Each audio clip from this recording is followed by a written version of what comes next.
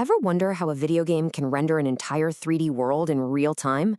Or how your favorite streaming service just knows what movie you want to watch next? Well, believe it or not, the secret sauce is a mathematical tool called the matrix. Now, I know what you're thinking, but forget the scary reputation. At its heart, a matrix is just a simple grid for organizing information. And today, we're going to pull back the curtain and see exactly how it all works. Okay, so here's our game plan. We're going to start with the absolute basics, what a matrix even is. Then we'll dip our toes into some simple arithmetic before we tackle the big one, matrix multiplication. After that, we'll look at a quick little trick called the transpose, and then we'll tie it all together and see why this stuff actually matters. All right, first things first, what in the world is a matrix? Let's just strip away all the fancy jargon for a second. And that's really all there is to it. A matrix is just a box of numbers, a grid. Honestly, the best way to think about it is like a spreadsheet, but for doing math. It's a super neat way to bundle up a bunch of related data into one single object that we can work with. Here's a perfect example. You can take a bunch of equations like these and just yank out the numbers in front of the variables, the coefficients, and pop them into a matrix. And hey, see that 0 in the second row? That's super important. It's a placeholder because the original equation didn't have a W. Getting information organized like this is the critical first step to solving really complex problems. Now, every matrix has a size, what we call its dimensions, and the rule is dead simple. You just have to remember, it's always rows by columns, always. So if you have 3 rows and 2 columns, we call that a 3 by 2 matrix. And you've got to get this right, because the dimensions tell us exactly what kind of math we can and can't do.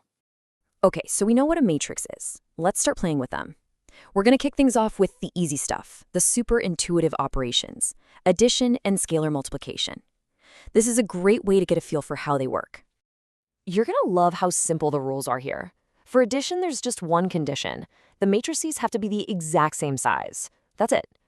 For scalar multiplication, you're just taking a single number, which we call a scalar, and multiplying every single number inside the matrix by it.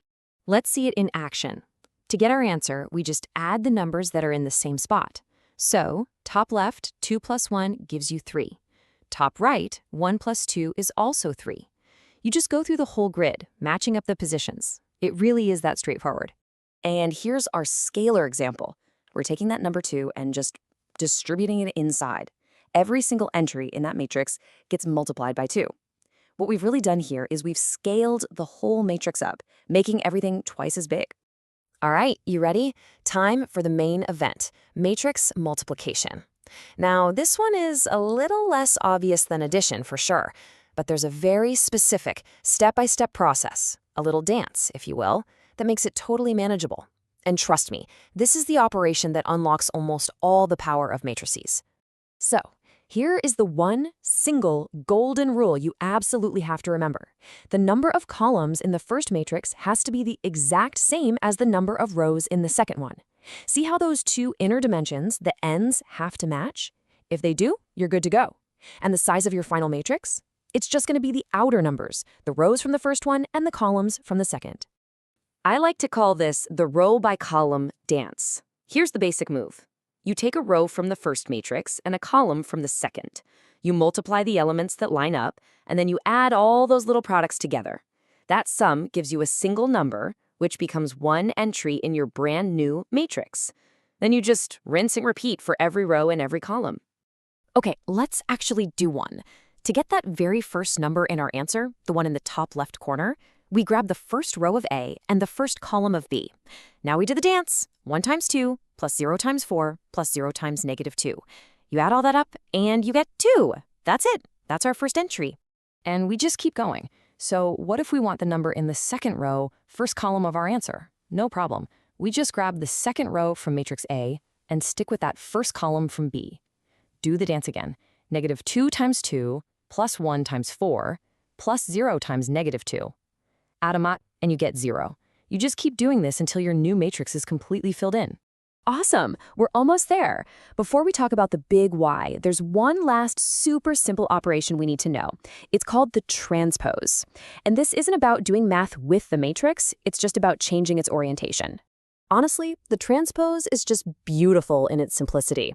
You are literally just taking the rows and turning them into columns. It's kind of like you're flipping the whole matrix over an invisible diagonal line that runs from the top left corner to the bottom right. And you can really see it clearly here. Look at that first row in the original matrix, 2, 1, 4.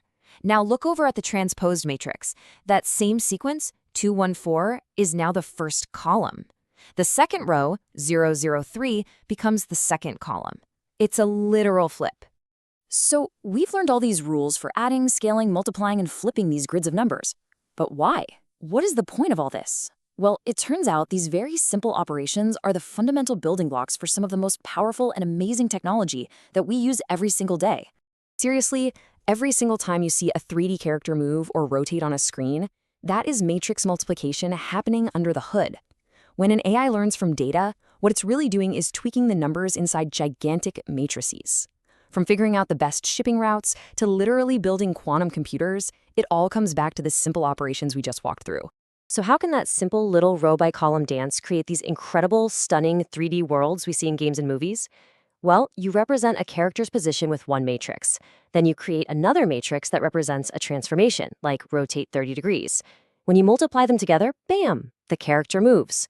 That seemingly simple math is what shapes and moves every single object in virtual space, building entire worlds one calculation at a time.